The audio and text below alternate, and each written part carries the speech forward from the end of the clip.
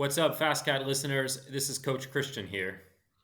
And this is Coach Frank. Some call me the Big Cat, and we are here to take your nutrition to the next level. Today, we are podcasting about the practical science based nutrition you can use on your training ride tomorrow. In today's episode, we're going to cover 6 nutrition topics as they relate to your gravel, Fondo, or long training ride. We will be talking about what to eat before and during these rides. And Christian, thanks so much for being here. Thanks, Frank. Today we're going to cover the science of carb loading and pre-ride nutrition. Awesome. And then the second topic we're going to cover is the practicality of that science from our experience. Then we'll go back to the science of how to fuel during your event. And then we'll go to the practicality of eating that much during the events. We'll talk about the timing of your nutrition. And finally, we will finish with 4 fueling examples that have worked well for us and the athletes we coach. So before we talk about those 6 nutritional topics, we have some announcements. How about Coach Cat's podcast earlier this week? The text to speech kind of stunk, just like my words just now. But the answers were mind-blowingly good. But rest easy. That was a one-off pod. That was an experiment, if you will. And we will go back to human intonation and podcasting from here on out. Super real quick, before we get into today's pod, we have a new desktop, and Coach Cat got an upgrade in intelligence earlier this week, all in the name of better, faster feedback for you all. New listeners, you may use Coach Cat in the FasCat app for free for the first month, no credit card required. Head on over to fastcatcoaching.com. And listeners, if you like what Christian says today, you may hire him as your personal coach. He will give you a custom designed training plan every 4 weeks. He'll talk with you on the phone. He'll analyze your data, and he will share his knowledge with you to help you achieve your goals. So, all right, on to the episode about proper nutrition. And the thing, Christian, is when we were conceptualizing this podcast, we realized proper nutrition during these long events really begins before the event. So let's start there. Yeah, Frank, that's a really important point because no matter what you eat during the event, if your muscle glycogen stores aren't topped off, you're really not going to survive the race the way you should, especially these longer races. So I think a couple quick points in the science before we get to our practical experience. 24 to 48 hours is enough time when you're combining it with some rest, like you're doing in a taper, to maximize your muscle glycogen stores. The sort of standard recommendations that you get if you're working with a nutritionist or you're reading the literature is 10 to 12 grams per kilogram of body weight per 24 hours during a carb load. That's a lot. If you do the math on that, you'll find that that is quite a lot. Don't worry if you go a bit below that, you're still going to get great results, but that's numbers you can shoot for if you do want to do the math and weigh your food and all of that good stuff. Really important, old school carb loading through, say, one massive pasta meal the night before the race is out. That's not a modern take on carb loading. Nobody should really be thinking that way anymore. Instead, you should be spreading carbohydrate intake out over that 36 to 48 hour loading period, over all of your meals and all of your snacks over that day and a half or two before your event. And finally, as kind of a transition into the more practical side of things, it's important during this time to choose carb rich foods and often foods that are lower in fiber because otherwise loading periods are going to be a lot harder. For example, good luck trying to get in 600 grams of carbs via broccoli. That's just not going to work, right? So Yeah. your pastas, your rices, things like that are great choices during this period. Yeah. Yeah. So everyone, that's the science and breaking it down as we get into the practical of that, really, if you're racing on Saturday, your carb loading window can begin, let's say Thursday at lunch, and then you have 36 hours from like lunch on Thursday through dinner on Friday night. So those are the meals you're going to eat more than you normally do, 10 to 12 grams a kilogram per body mass. And yeah, Christian, let's talk about the practical of that as we go along. Now that we've heard that you don't want to eat broccoli or uh, you know, get into carb rich foods, what do you? I got one for you. What is your go to 36-hour like recommendations and what's worked for you as an athlete? Yeah, so I think a first note on what not to do, even though I already mentioned it, that night before the race, huge pasta meal, big meal at the Mexican restaurant, you're not Oof. going to get enough carbs to really move the needle. It's probably also going to be loaded with fat and all sorts of things, and you're going to be full. You're not going to sleep well the night before your race. So don't just go stuff yourself silly the night before the race, right? There still needs to be an eye towards gut comfort and sleep and all of those things. And we know that big meals or meals too close to bed can disrupt sleep. Some of the practical things that I recommend that I think are really important, just try to include a little bit of extra carbohydrate at every meal during that period. As you mentioned, maybe it starts on Thursday before race on Saturday. So, an extra scoop of rice or two with a meal that you're having, or whatever the portions of carbs that you're using, some extra fruit in your oatmeal in the morning. And then another tip that I really like to use is when you're snacking, choose high carb snacks as opposed to sort of more well rounded macros in your snacks, right? So, if, for example, your normal afternoon snack is something like Greek yogurt with some honey or a little bit of fruit, and you've got some fats, some proteins, and some carbs, maybe switch to something like a couple pieces of toast with jam and honey during your taper, during your carb load. Your meals still should have some protein, your meals still should have some fat, but use those snacks to really go to almost 100% carbs a couple times a day while you're doing your carb load. Yeah, right on. Everyone, I mean, like what Christian is saying is, I a couple of things like don't eat a steak the night before your race. Like that's all protein. You really want to focus on carbohydrate. Pasta gets a check mark from us. I'm a big fan of rice as well, rice dishes. But yeah, breads and fruits are wonderful. I'm a big fan of bananas, apples, oranges, raspberries, blueberries.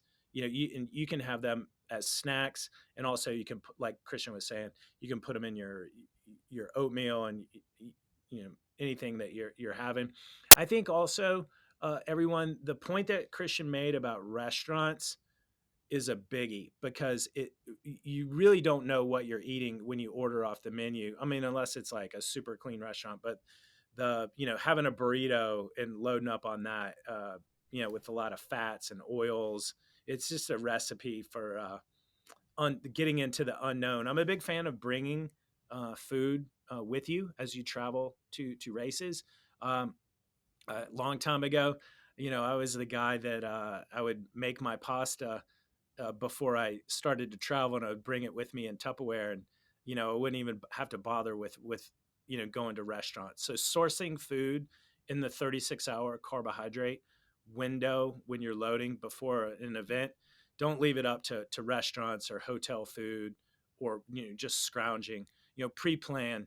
And we like to say in winning in the kitchen, get yourself a killer set of Tupperware. This is a great use of a killer set of Tupperware, and pre-cooking your carbohydrate, bringing it with you while you travel, and relying on that. And it's a known entity before you get into the event. Yeah, absolutely. And it's another great reason to maybe when you're planning your accommodation, plan around cooking too. Mhm. Airbnbs are great. Airbnbs are way better for athletes than being in a hotel. Lets you go to the grocery store, lets you cook, and lets you choose your meal times, right? I That's know right. last year when we did the pre-event dinner at Steamboat, I think we had Yeah. dinner at about 5:30, Yeah. which is not typically when most of us are going to have dinner, but when you're waking up at 4 a.m. the next day to take the start line, it's kind of necessary. Yeah. And so having that flexibility is really going to help you. 100%. 100%. Let's get into let's talk about the morning of the event because a lot of these events start it just crazy early, 6 a.m., 7 a.m., 8 a.m., and it really affects how your breakfast, because you don't want to be waking up 4 a.m. To have a like a big breakfast. So let's talk about the science first, and then get into the practical of the morning of the event. Yeah, so the science of this one is pretty simple. If you bust open a good nutrition review, what you'll typically see is that they recommend 1 to 4 grams of carbohydrate before your event. And, even the scientists who maybe aren't working in the field are well aware of the fact that how much you can eat is going to depend on how early before the race you can eat, right? So that's a really wide range. 1 to 4 grams is a pretty massive range. I think most of us are going to be shooting on the low end of that range for a race that starts at 6 in the morning. We're going to be trying to get in, a couple hundred calories for breakfast, and that's it. And then, of course, you may be shooting for the higher end of that range if the race starts at 10 a.m. and you can eat a full 3 hours before. Doesn't apply very often for most gravel races, but say it's an afternoon race and you're even eating 2 meals before the race, then it's really easy to shoot for the higher part of that range. Yeah. Yeah, so Christian, I mean, the start time is the big deciding factor here. If your race start like 11 a.m. is kind of awesome, because then you can eat at 7 a.m. It's 4 hours. You got plenty of time to digest. You can have a big breakfast. I'm a big fan of rice and eggs, or even pasta and eggs. When I used to bring my pasta when I had the killer set of Tupperware traveling to races. Um, but it's rare nowadays with these events that you start at 11 a.m. They're mostly 7, 8 a.m. starts. And so let's talk about the practicality of that, Christian. Yeah, I think the first thing is decide how early before the race you need to eat. I am a fan of pushing that pretty late if you have to. I think that as long as you can stomach it, 2 hours before the race is fine on those races that start really early in the morning, because that's going to give you a little bit of extra sleep. So most of us are used to that, because when we wake up for the group ride on Saturday morning, we're not waking up at 3 a.m. in order to eat 4 hours before. So Right. probably you're pretty used to it. All of this stuff you should be trying in training, but this one especially, right? Your pre-race breakfast. Every time you go out the door, you should be eating before you ride, and so you have ample opportunity to test this out. Yeah. I am, like I say, I'm a big fan of 2 hours before if you have to, and then three or Mm. 4 hours before the race when you have time, when that starts a little bit later in the day. When the race is early in the morning and you're eating 2 hours before, I would go on the lower end of that carb range I mentioned before. I'm also a big fan of rice and eggs. So, just as an example, like 2 cups of cooked rice with an egg or two, to me, is a great pre race breakfast. Yeah. I personally Yeah. prefer not super sweet foods before Yep. races. Um, Something like cereal with banana is great as well. Oatmeal with banana as well. The Hmm. only thing I would say is just be careful with oatmeal, because there's more fiber, and that Yeah. just makes it harder to eat as much. Yeah. So a lot of Yeah. So, people will eat oatmeal and feel like they're full, but they really didn't eat very much. yeah. And then they have to wind up going to the bathroom right before the start of the That race. also, yeah. There's that. I mean, so everyone, the practicality also, like if your race is 7 a.m., do not wake up at 3 a.m. to have a large like breakfast. And what Christian's saying is, maybe think about 5 a.m.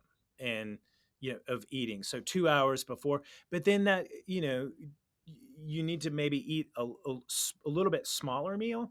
And then, the night before, it's okay to have that smaller meal, because you've just been carbo loading for 36 hours, prior to that. So it's okay.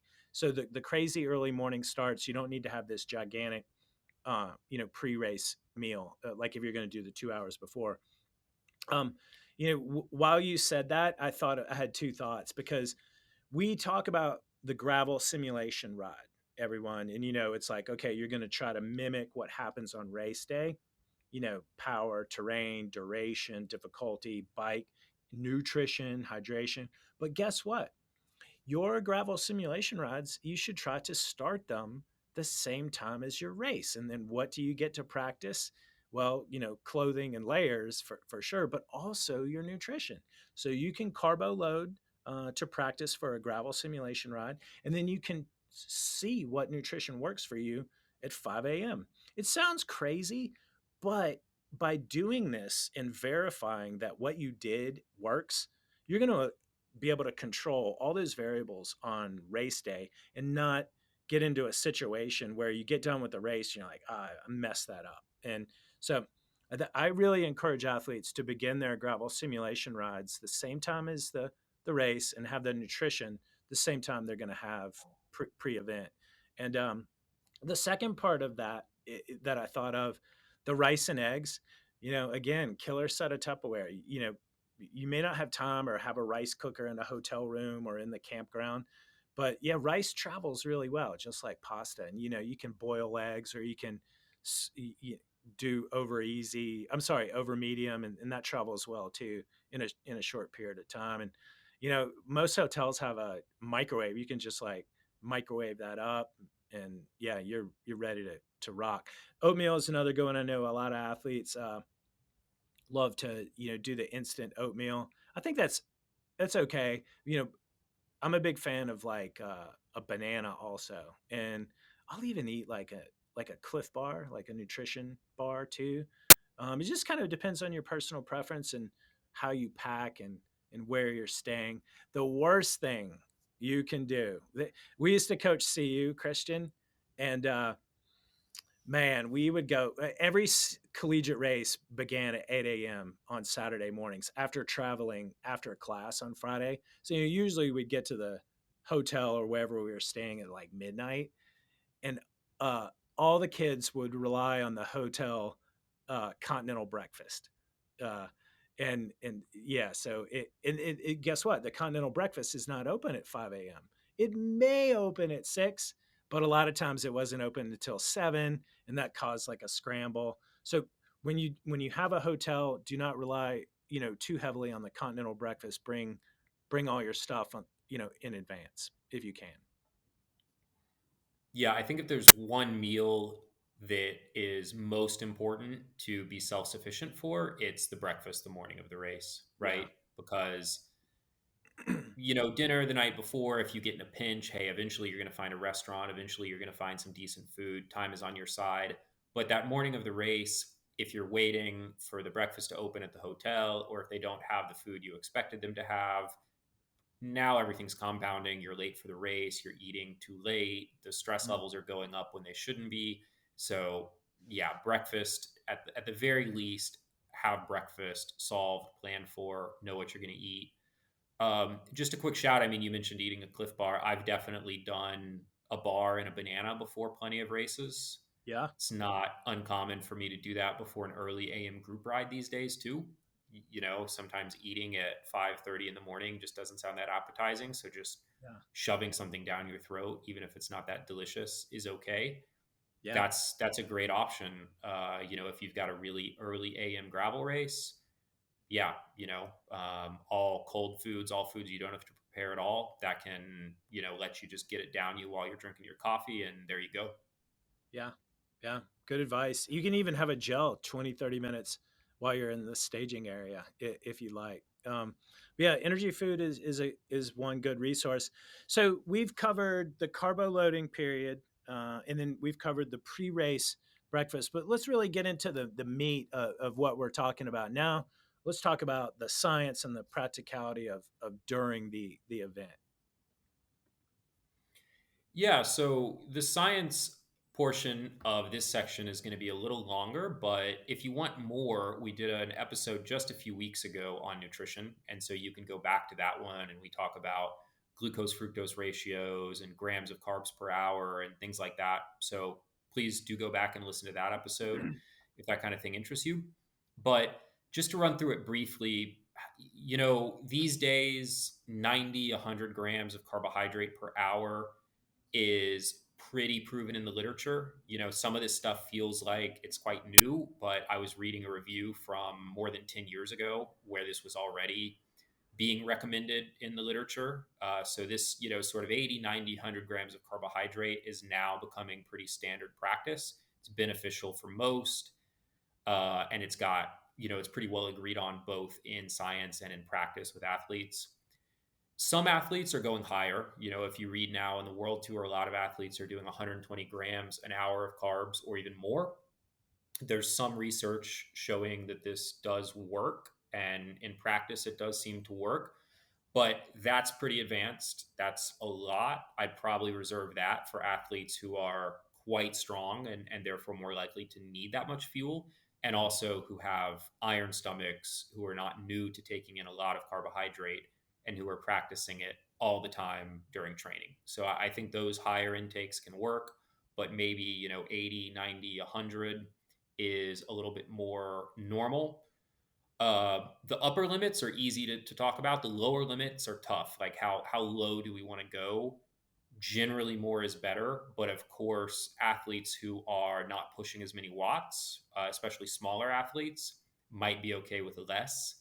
I don't really ever go below 60 grams an hour on race day these days, Hmm. but 60 grams an hour ish can be a good option for smaller athletes, or for athletes with fragile guts. Yeah. And then finally, I do use the term smaller athletes because, generally smaller athletes tend to put out less power and larger athletes tend to put out more power. But it is important to remember that how many calories you burn and how many kilojoules you burn is based on how many watts you're pushing, not how big you are. So if your FTP is 300 watts, you need the same fuel as any 300-watt FTP rider, whether you are 50 kilograms or 80 kilograms. Yeah. That's important to remember. And we are going to get into the practical side of this, but I do encourage people to at least spend some time reading nutrition labels and doing some math, writing some nutrition plans out on pads, Mm. because some gels have 20 grams of carbohydrate and some have 45. Some Yeah. drink mixes have 20 grams of carbohydrate and some have 100. So if all you're doing is going, oh, I'm drinking a bottle an hour and 2 gels an hour, that's a pretty big range, right? That Yeah. could range from not quite enough to way too much. So Yeah. make sure that you spend at least a little time with your labels. Yeah. When you do your next gravel simulation ride, Fondo or long training ride, lay out your nutrition, add it all up, and know exactly how many grams of carbohydrate you had per hour. And when you get done with your ride and you're analyzing your power data, don't stop with just the power analysis. Analyze your nutrition. How did you feel? Did you have any low points? How much did you eat? Did you stay on track with frequency? Those are all elements of your training that's as important as the power data. So know how much you ate, and you just calculate it. And honestly, when you yeah, there's an expression, you cannot manage what you don't measure. But when you measure everything that you're planning to eat and then you execute on that, it's not that much trial and error. It's maybe one or two little adjustments along the way in your training, and yeah, so it's not, you're going to figure it out what works for you real quick, as long as you measure everything. Yeah, exactly. And when you're figuring out what works for you, one thing that you'll have to ask yourself and to work on is, where are you going to get those calories from? So are you going to favor drinks? Are you going to favor gels? Are you going to do a mix of the two? And then how much solid food do you want to use? All those methods have their pros and cons. Getting your calories in liquid form is great because every time you drink, you're getting calories. You're running kind of a drip feed. You don't need to worry about reminding yourself to eat every 30 minutes. It's also great in more technical races. It's great when you're in a peloton, like at the beginning of a gravel race or in a road race, because you're not having to reach back into pockets. And a lot of people do really well with liquid based hydration, or excuse me, liquid based fueling these days. Yeah. The Yeah. downsides, though, are that the drinks are quite sweet. In order to have that many calories or that much sugar in a drink, there's no way around it. The flavor profile is going to be pretty sticky. Some people get tired of that. Some people have stomach problems with that. Hmm. And some people do okay with it early in races, but then by the end of the race, they're just craving water. They just want something to Yeah. wash that taste out of their mouth, Yeah. right? So again, pros and cons to that approach. Uh, Gels are also, of course, pretty widely used and a great source of getting in carbs. The advantages of gels are that they're still pretty easy to take in. They're not as easy as drinking, but easier than solid food. They're easy to carry in your pockets, right? So, this is really great if you're in a gravel race where you're going to stop and refill bottles at the aid stations because you can carry the gels in your pockets. And whereas if you're using a specialty drink mix, then you get to the aid stations and you've got to switch to their drink mix or water. And then you don't have your nutrition for the back half of the race. You can just carry, 10, 12, 14 gels with you and survive a whole race on that and stop and get water whenever you need to. Yeah. Um, the cons of gels are the same as liquid based nutrition. Some people just can't take that many gels. Some people are going to tolerate fluid better. Some people are going to tolerate gels better. If you don't tolerate gels really well, taking 14 gels in a race sounds like a nightmare. Yeah. And then the other thing is that if you do go well on a pretty good amount of sodium, if you found that, for example, that keeps you from cramping or something like that, which absolutely needs to be experimented with because that's really individual. Not all gels have added salts. So you will need to find a gel that has some sodium in it because, otherwise, if you're relying on your drink mix for sodium, you should have done that calculation and you should make sure your drink mix has sodium. But if, for example, you're drinking water, then you need to have some salts in your gels. Um, Yeah. Yeah. and then finally, solid food. I think to spoil the cons from the beginning, no one should really be using solid food as their main source of calories in races. For this one, I think we can do the cons first. It's just too hard to be reaching back into your pocket, to be eating stuff, to be unwrapping it, to be spilling it all over yourself. It's usually a little bit too big to really hit your caloric requirements. Either it's going to make you full or you're just not going to be able to carry enough in your pockets. And overall, it's just not really a great option with the modern drink mixes and gels we have. But a little bit can be great, right? A lot Yeah. of us crave Yeah. solid food, a little bit of fullness in our stomach, maybe something that's salty to counteract all the sweet stuff we're eating. So a little bit can go a long way, right? A homemade rice cake, Hmm. a small sandwich, even a Oh piece of yeah. fruit. That stuff can be great. Definitely recommend doing that, especially in longer races. I just don't really recommend making it the bulk of your nutrition strategy. Yeah. A lot of the solid nutrition is super yummy and it's well received. It kind of just depends on what's going on in the race. If it's a training ride, solid food works out really well because you can, you're not racing. You can either put a foot down and pause and do a two-handed type of nutrition, or sometimes in a race, and we'll talk about like the segmented races like Fondos and stuff.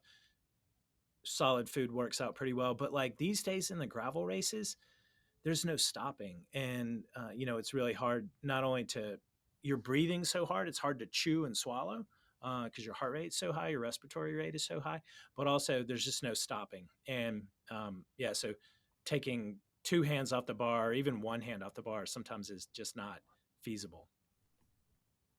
Um, let's talk about let's get into the timing, and then actually before we get into timing, Christian, what's your go-to? My go-to is a mix of uh, gels and drink mix. I like to spread the love around, and I kind of think of it as a rolling buffet. So I get my carbohydrate from my drink mix, and then also get carbohydrate from gels.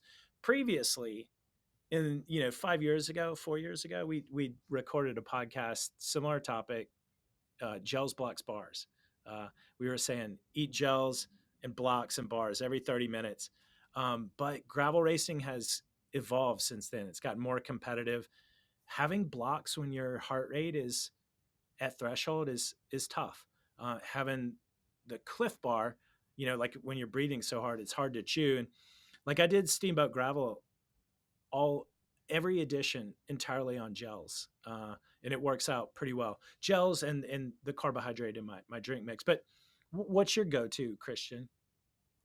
My go to is also a mix of drink mix and gels. I Mm-hmm. don't really do solid food in races. I don't race much, but I typically didn't do solid food much in races. Mm-hmm. And what I like to do is for something shorter. So if I'm going to, for example, our local super hard 3 hour group ride, it'll be 80% drink mix and then Mm-hmm. 20% gels. And then the longer it gets, the more gels I'll do Yeah. and the less I'll take in from drink mix. And then especially as it gets hotter. As it gets hotter, I prefer a lighter drink mix that I can drink a lot of and that I can use to stay hydrated. And then I'll use gels to supplement. But if it's, say, a group ride that starts at 8 in the morning and it's 65 degrees, I'll do almost all of my calories from drink mix. Yeah.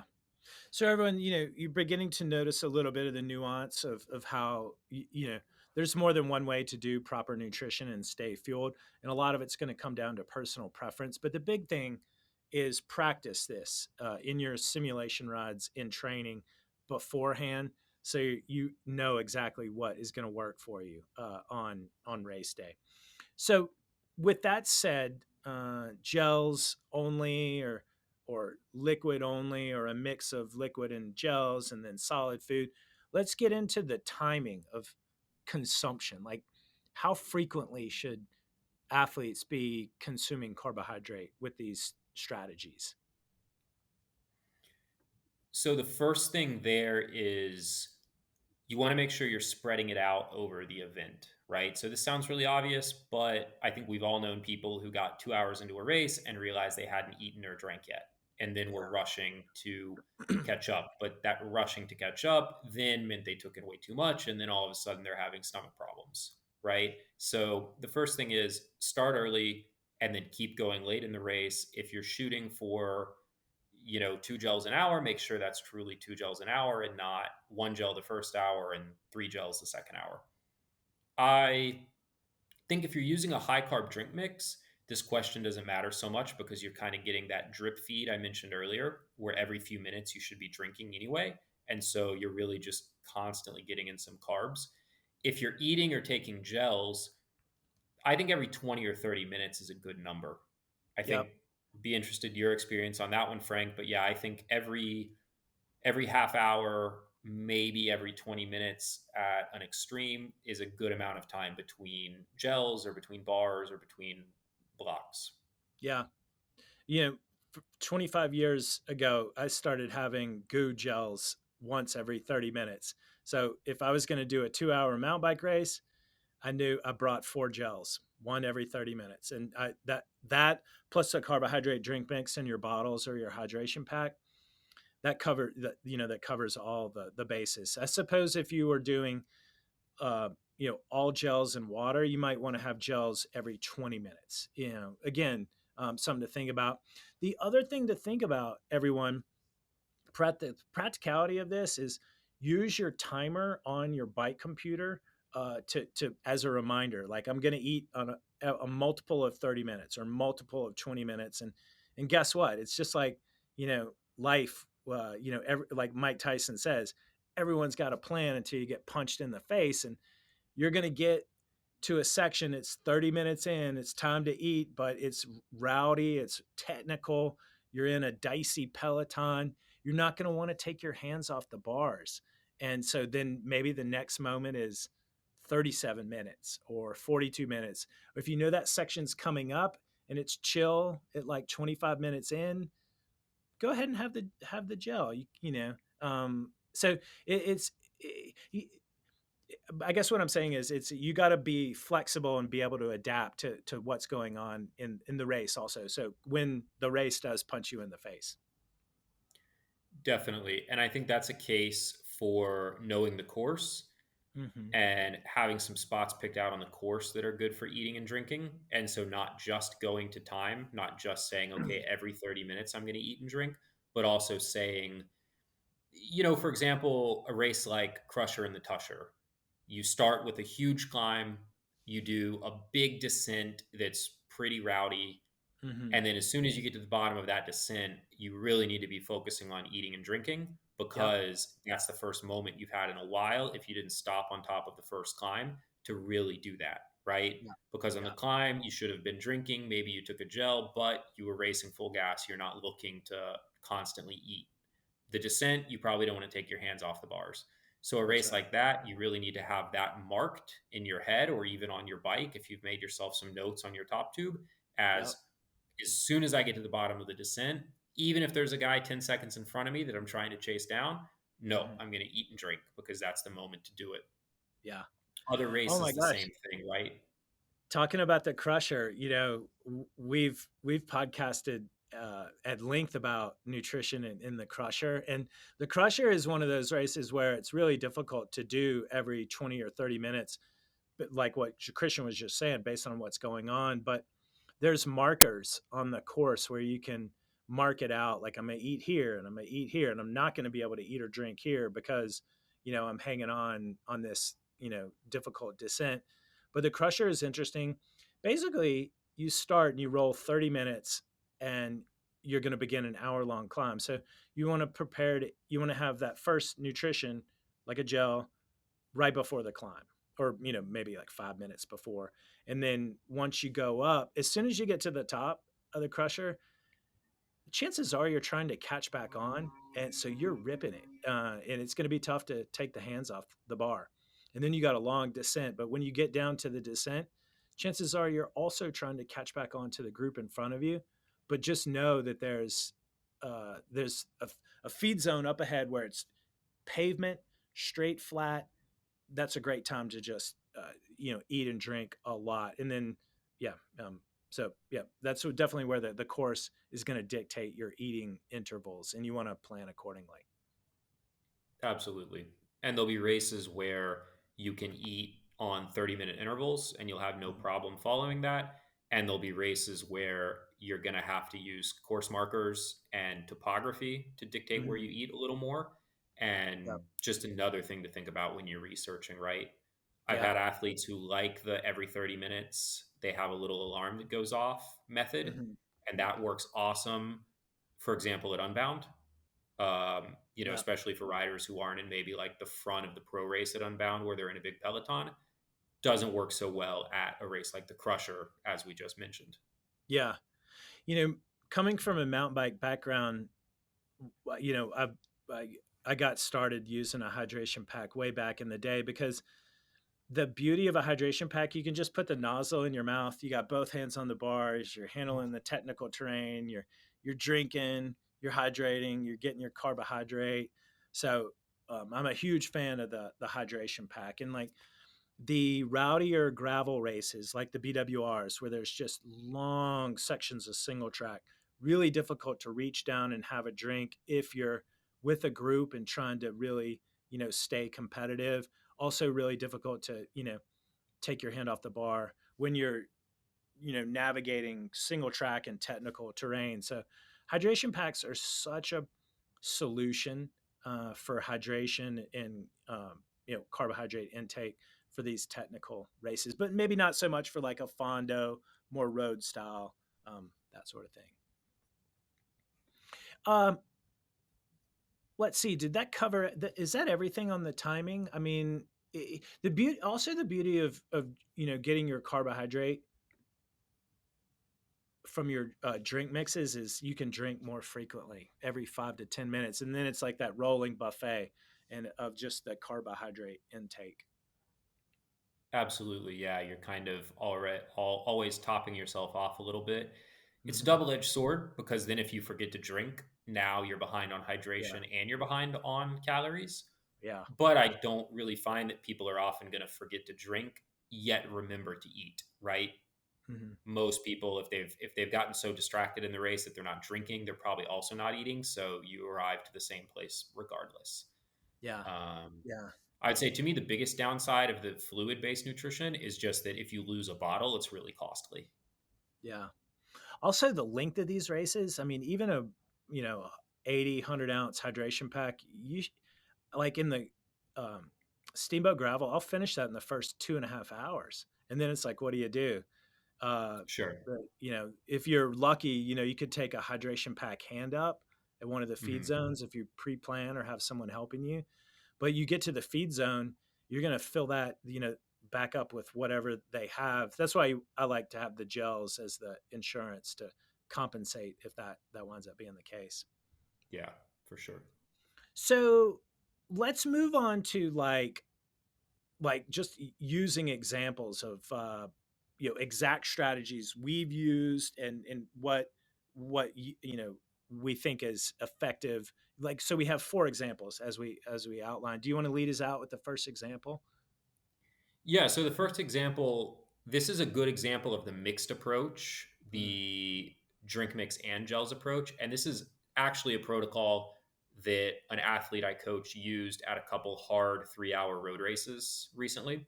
So nice. they did in a roughly 3 hour race, one bottle of high carb scratch, about 100 grams of carbs, two bottles of normal scratch, about Mm, 20 grams of carbs each, and then five gels, which were just over 22 grams, excuse me, just over 20 grams. They were 22 grams of carbs each.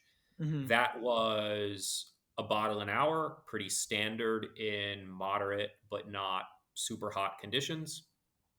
That was 83 grams of carbs an hour, which is right in sort of the sweet spot of what we recommend a lot. And the approach worked for them because one, they like that mixed approach we mentioned, where they get a mix of gels and a mix of drink mix. Two, they definitely don't like a lot of high carb mix. So I let them do two bottles of scratch. They got one bottle in the feed zone. And it let them do two bottles of normal scratch, which is lighter, doesn't have a really sugary taste, kind of quenches your thirst a bit more, and definitely tastes good to the kind of person who doesn't do well with really sugary stuff. yeah. And then they did gels, right? Yeah. 3 hour race, no need for solid food. hmm 3 hour race on the road bike, not taking a hydration pack or anything like that, just clean. Three bottles, five gels, good. If you were adapting this to a longer, like 5-ish hour gravel race, you would just add a little bit more high carb and a couple more gels.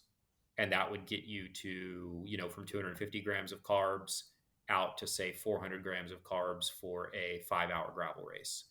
Yeah. Another thing I should mention is this rider definitely could go a bit higher in carbs, maybe something we do in the future, but they're pretty new to higher carb intakes. They used to really undereat during races. And so I didn't want to go too far too fast. Neither did they. Risk hmm stomach problems, all of that. We knew they were tolerating 80 grams an hour really well, and we knew it was helping. So we just went with that. Nice. And then, so that was the mixed approach. What about example number two? Gels only.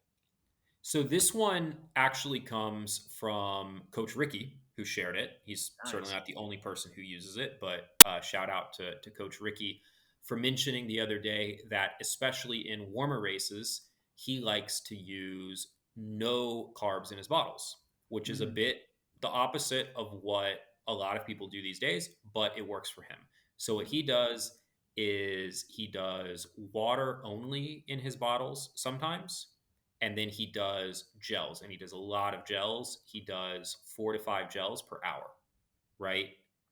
And that's a lot just because you're reaching in your pockets and you're taking a lot of gels, but it does get you to that, 90, 100, 110 grams of carbs per hour. And he just finds that that works better from a hydration point of view for him, especially on warm days. That's a great option. He also mentioned that he just makes sure that he's getting in a good amount of sodium. He feels like that works for him. So either a gel that has a good bit of sodium added, or he'll add a no calorie sodium drink mix to his bottles, like a noon or something like that. Yeah. And that's an interesting approach. If you really like your drinks to be thirst quenching, you like when you're thirsty to feel like you feel when you drink water out of a hose on a hot day, then this might be a good approach for you. Nice. Shout out to Coach Ricky, who's racing pro nationals this weekend in West Virginia. Go Ricky. On that, I like that approach, and it's interesting because Ricky's mostly a gravel guy. Sorry, a road guy. He may be taking water bottle hand ups from the car, but he's got all his gels in his pockets. And a couple of years ago at Steamboat Gravel, man, I remember Ricky waking up at like 4:30 in the morning to do his pre-race meal, and then he took like 22 gels and put them in his back pockets, and it was like he he had like the saggy jersey, and I can just still picture that in my mind, because he was using that strategy. Yeah, that's pretty funny. That's a lot of weight in gels, I but know. Yeah. it I mean That's why for a those race like Steamboat, it's what you got to have. Yeah, that's why those little bento boxes on your top tube behind your stem are really nice because it helps you organize and manage your nutrition. And it's easier to reach into the front of your bike sometimes as opposed to your back pockets, which I learned this the hard way. Sometimes when you have a hydration pack, it comes down below over top your pockets, so it makes getting into your pockets more difficult. So um, that would be a case of using those boxes in the front of your bike as opposed to your back pockets. Yeah. The other thing is if you use this, you can maybe search out companies which have gels with a bit more carbohydrate in them, Hmm. just so that you don't have to take as many, right? So, Yeah. for example, I use gels from a company called Endurance, spelled with no E, which Huh. have 45 grams of carbs per gel. Is And that a then I French also brand or know European brand? it's a European brand. I don't exactly know where in Europe, Yeah. but I like their stuff. It's Hmm. well thought out. Hmm. And then Martin, I never know if I'm saying that right. Morton. Um, they I've been using have a them. gel. What's that? I've been using the Morton gels. Yeah. Yeah, and they have a gel with 40 grams of carbs. Yeah. So, say you're trying to take in 80 grams of carbs an hour and you want to use only gels, that's 2 gels per hour instead of like four. Hmm. And the weight is the same, but at least it's less packs and it's less reaching into your pocket. Yeah. So, if you Yeah. are going to take that philosophy, consider a gel that's pretty stout, just Hmm. so that you don't have to be eating 2 gels at a time or eating gels every 10 or 15 minutes, Right. especially on the gravel bike, right? Ricky as a Yeah. road racer, Hmm. road racing can get pretty nuts, but you also have periods in road racing where you've got the time to eat and sit in and eat. Hmm. Gravel racing maybe not quite as much. So yeah, be Yeah. sure that you're thinking Yeah. about that if you decide to go with gels only for your calories. Yeah. I like the gels, the Morton, the higher gram carbohydrate gels, because like if you have a 20-gram gel and your strategy is gel only and water, man, you're going to be needing to gel up like every 10 or 15 minutes to get in 80 grams of carbohydrate, and that's not going to be a sustainable solution over the course of anything over than 2 to 3 hours. So I like the Morton. It's an acquired taste. It's a little bit non-traditional consistency. It's like jello-y as opposed to gels, which are that syrupy Hmm. um, consistency.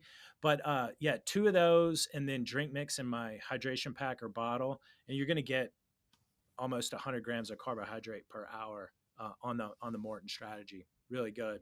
So Yeah, yeah, those are funny, Frank. The first time I took one, I almost threw up. And I yeah, bought a bunch and I was like, oh no, I'm really not going to like these. But really, by the second, my brain adapted pretty quick to the consistency and then it was fine. Then I liked them. mhm, So if you try those, be prepared for the first one to be like, what the heck is this? yeah, Because it's a jello, but not quite. It's yeah. it's a weird texture. Try them Anyway, out in that's just training first, everyone. Not on race day. Yeah, Oh for yeah, sure. definitely would have been unhappy to open up one of those in a race. I would have Yeah. not eaten the rest of the race and bonked. Which brings up another point, everyone. A lot of times when you go to these races, in your swag bag, your registration bag, you're going to get some nutrition. Um, Now, you may get a Morton gel or two, and you've never tried them. Just keep those on the back burner for your next training session, unless you tried Morton, in advance. But that is a good point. A lot of times you get nutrition you may not be accustomed to. I've had athletes that have gone so far as to know what nutrition the race offers in neutral support, like first endurance, for example, at the Crusher. So, guess what? Those athletes trained on first endurance so that it was a known entity nutritionally. So then when they took up the neutral feeds, they were getting something they knew was going to work and not upset their stomach. Mm. Let's move on to example 3, Christian. Fluid only. Yeah, so this is one that people use pretty often these days, and it's just Mhm, basically to use one of the modern high carb drink mixes, usually mix of glucose and fructose, usually able to mix them to 80 or 100 grams of carbohydrate in one 500 milliliter bottle, and they just do that for the whole race, right? mhm, You can put two bottles on your bike and then a couple servings in your hydration pack, and especially on a day where it's not that cold, really easily have enough for a 5 hour race, no stops, right? mhm. A 1.5 liter hydration pack, two bottles on your bike, and you're great. Yeah. This is a great strategy because it's simple, because it's fast. You're never reaching back into pockets to grab stuff. You're never taking your hands off the bars and risking crashing or anything like that. If the race is, yeah, in that 4, 5, 6 hour range, you can really easily carry enough to never have to stop. And it's just kind of a good, no think strategy. A Yeah. lot of people go really well with this, right? Now, a lot of people don't because they just can't drink that much syrupy, sticky, sweet Mhm. stuff. Yeah. Yeah. But it works great for a lot of people. It works great, and again, it's pretty simple. You just portion out. If you've got a drink mix, which is 80 grams of carbs per serving, and you know that you're going to have a 5 hour race and you want to do 80 grams of carbs an hour, you do five servings across your bottles in your hydration pack, and that's all you got to do. Yep. Yeah. I've been using the flow formulas lately in my bottles in training. So 2 scoops is 60 grams of carbohydrate, and 3 scoops is 90 grams of carbohydrate. So super simple. You can also put that in your hydration pack. If you're a heavy drinker, not like alcohol, but like a heavy, if you're going to go through your hydration pack halfway through the race, if it's hot and your thirst mechanism is high and you're relying on fluid only carbohydrate, be prepared of what you're going to switch to when you're halfway done and you're out of drink mix. So that would be a case if you're a heavy drinker to use gels and liquid hydration. But if you can, pack it all, and some athletes do, yeah, the liquid only hydration is a good strategy. I like it. I think a lot of gravel racers are doing that these days because they are just, I mean, they're just full gas for the whole 5, 6, 7 hours. And everyone remembers, 5 years ago, Spirit of Gravel, gentlemanly, like let's stop in the feed zone and fill up our bottles. And along came Keegan. He said, "There's no stopping in gravel racing. We're gonna keep going." Or at least I am. And so he really set the tone of the hydration pack. And I can't, I know he's a never second athlete, and uh, yeah, I'm sure he's getting some gels in addition to liquid.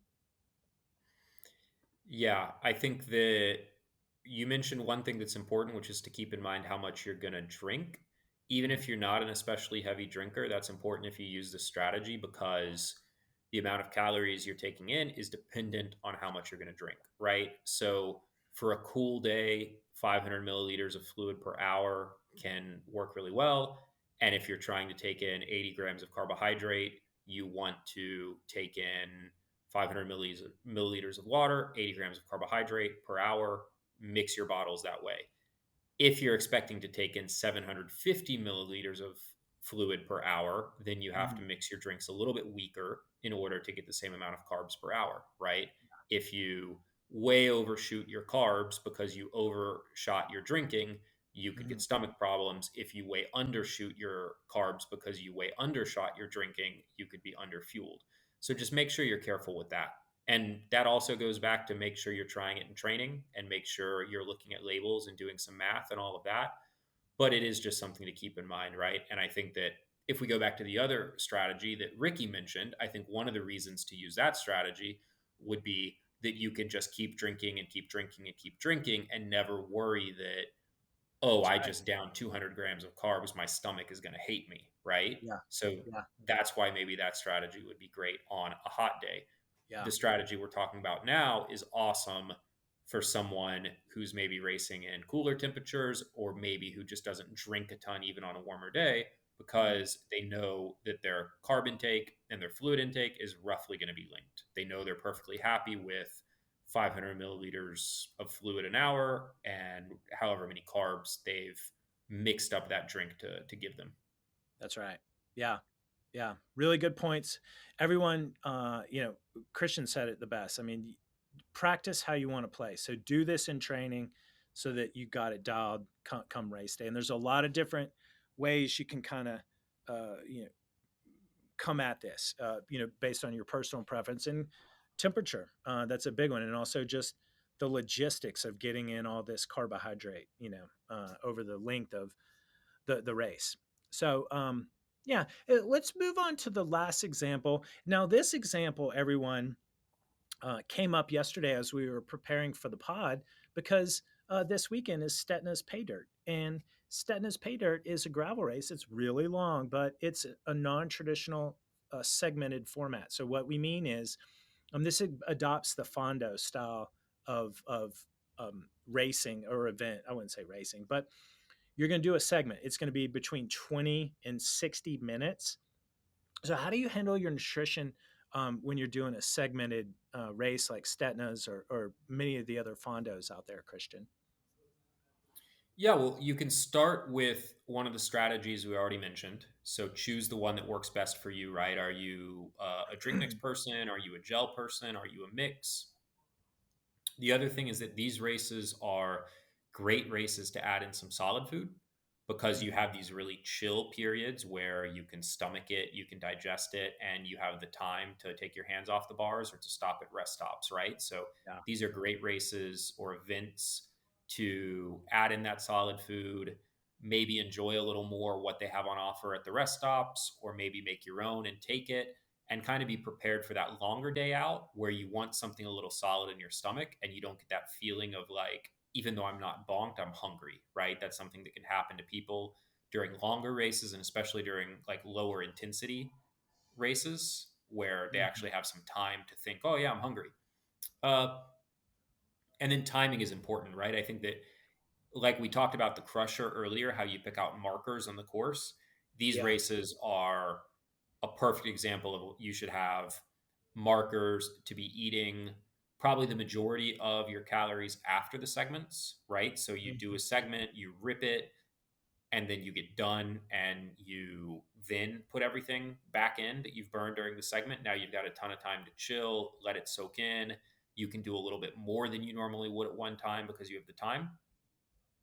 Before the segments, you should be eating and drinking, but you maybe keep it a tad bit lighter so that you go into the segment ready to go and not feeling a little bit, like bloated because you just had a bunch of fluid or you just had a couple of gels. So, a gel 10 or 15 minutes before, kind of the way you'd have a gel 10 or 15 minutes before the start of a race, I think works Yeah. great.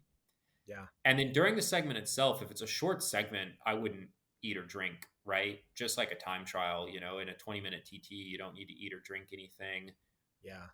If it's an hour long segment, then at that point, maybe you take one gel halfway through or you drink a little bit at a couple points during the segment, but you should really be focused on going as fast as you can Mhm. and planning your nutrition to be before and after the segment and not losing the couple of seconds that you're going to lose drinking or the, maybe 10 or 15 seconds that you're going to lose taking a gel. And again, just depends how long the segments are. But for most of these segment races, I don't think you need to drink or eat at all during the segments. Yeah. Great points. Yeah. So, yeah, it's basically the take home is, for the segmented races, it's not necessarily in every 20 or 30-minute strategy like in some of the other examples that we have given. Yeah.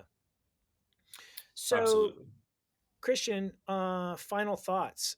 What's two, 1 to 2 take home points you can give to the listeners or your athletes out there?